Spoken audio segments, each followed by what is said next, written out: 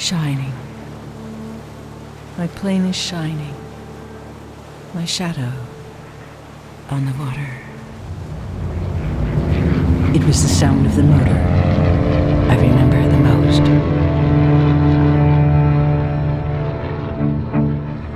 Takeoff, May 20th, 1937. Oakland, California. The idea? To fly from California back to California to circle the world from east to west. Do you remember when you first heard about or became aware of Amelia Earhart? I think probably when I was a kid, 10 or 11, because I loved stories, and she was from the Midwest. A lot of my childhood was making up stories about people in planes, actually, because a younger sister was kind of an insomniac. So I had a kind of streaming series, or sort of just every night I would tell her a new episode of Judy Marie. Judy Marie was this character I invented who looked like my sister, had her own plane, and would go off, would keep it in the garage and fly off on adventures. I remember going to the airfields at night in Los Angeles, watching the daredevil pilots do loop-to-loops up in the sky. And I knew then that I wanted to fly.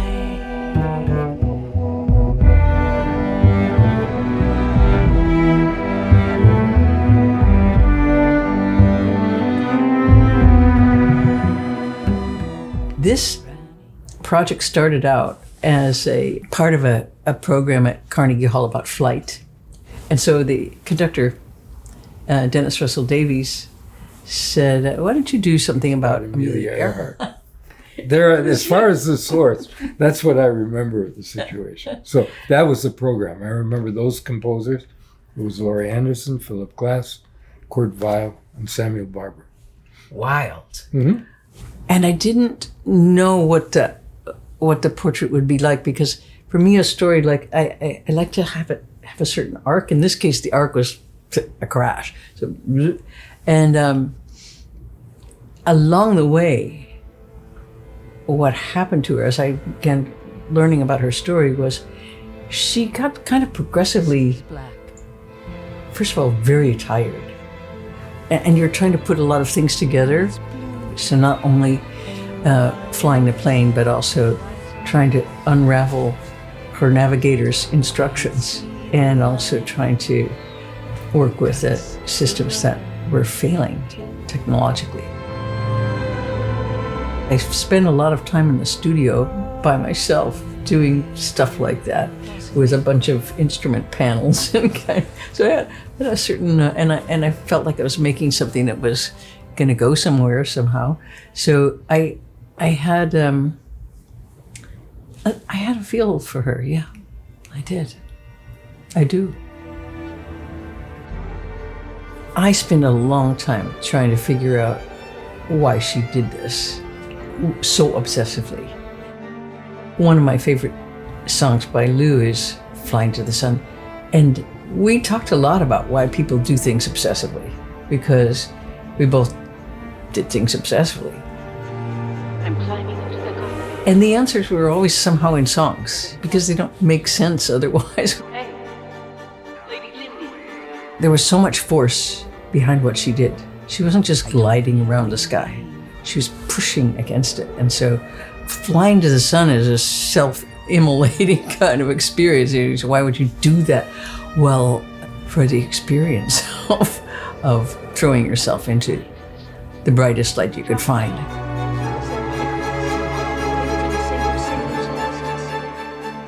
And so the orchestra recorded their part. And then I thought, okay, and then it's over to me to put the electronics and the voice on it. And I thought, I need to make the story a little bit bigger, so I'm going to find a bridge between the electronic viola that I'm playing and the orchestra, another bridge. So that became percussion by Kenny Wollesen, bass by Tony Scherr, viola by Mooke, a little string trio that was organized by Rob Moose, beautiful, with Nadia Sirota playing it as well. Marc Ribot doing some groove parts. I was like, where's this thing going? And then, of course, Anohni, the one person who I admire the most in terms of singing and being able to get to another plane through that. She just did a one session on the record, came in and I said, I want you to be the wind in this. And so you're going to sing about dropping down through clouds. You're going to sing about being waves, airwaves, and immaterial things, but the force that blows this boat. So waves of air, lift me up, lift me up. We had 10 different voices that we worked on when we were mixing this record. They were all my voice, but we treated them all differently. And so one is the storytelling voice of the narrator who's going, she was there, she did that. Another one is the embodied one of, I'm taking on this voice. Another one is a radio voice that you can barely hear. Another one is a kind of we call a landscape voice. And we had slightly different processing for them, very slightly, except for the radio ones that are coming from a different place. And eventually that is her radio that you hear, her distress call of who is just, I can't see you, I can't hear you.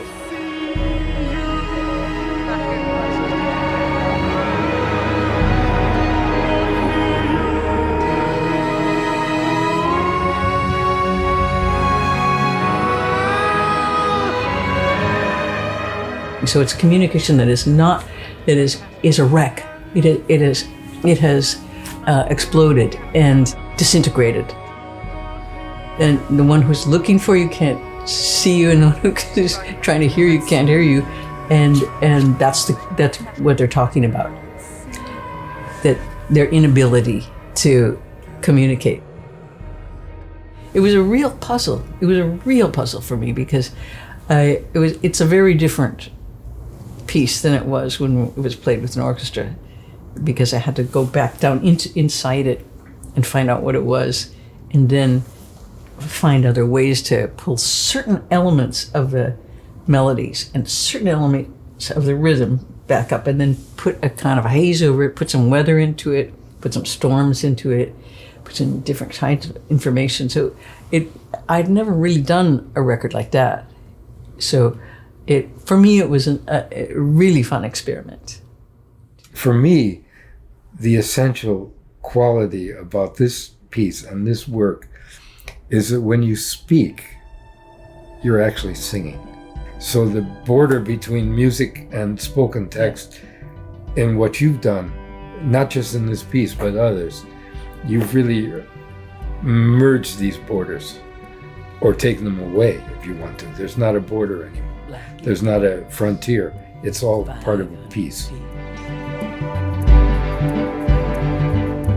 Hills roll down like carpets, down to the water's edge. Southerly wind. Okay, she's in a Lockheed electric plane. She's flying in 1937 as aviation is just taking off. She's highly technological woman who's loves stuff like that, big engines. The story of aviation as it moved into its wartime phase, I could see it happening there. Americans being fascinated with speed and destruction and making stuff. And she was very involved in this kind of making stuff, making a new plane, making a better plane, making the propellers work better. When I think of what Lockheed is doing now, how technology is used in a military way, I wanted to add that note. And I look around the United States now and I see Google, every kind of massive corporate way of running a country. And I see it coming from that war, and I see her flying into that war.